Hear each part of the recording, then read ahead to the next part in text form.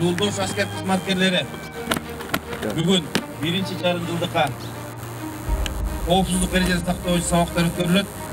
Баарына талап кылып кетем, окуу орундарына түшүнүп, дагы бир жолу өтүп калгандар болсо эстеп, 10 окуу орду бар. Кандай учурлар болушу мүмкүн? Баарын эске алганга аракет кылды. Тартынбастан түшүнбөсүңөр сурап, андан кийин кол коюп берип, birinci жарым жылдыкта коопсуздук эрежесин сактаганга даяр болушуңар керек.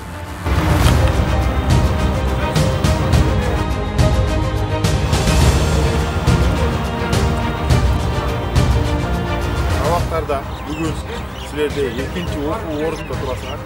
Экинчи окуу ордунда өтүрмөн дайындык боюнча сабакты кантип өткөрүш керек жана өтүрмөн ок атууну кантип өткөрүш керек. Ошол эки темада сабак өткөрүү учурунда коопсуздук эрежелерин кантип сактоо боюнча сабактарды өткөрөбүз.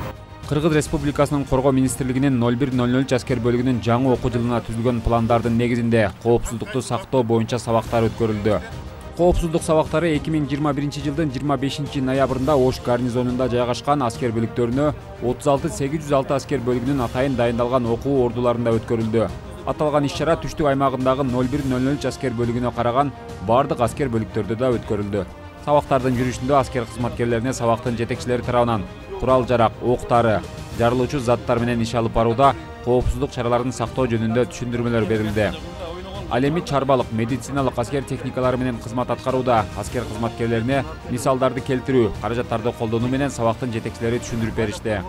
Коопсуздук чараларын сактоо менен ар бир аскер кызматкерлери өздөрүнүн ден соолугуна, кызматка терс таасирин тийгизбей залакалуу көрүнүштөрдүн алдын алууга болот. Эскерте кетсек, мындай иш-чара аскердик бөлүктө 6 айда бир жолу өткөрүлүп турат.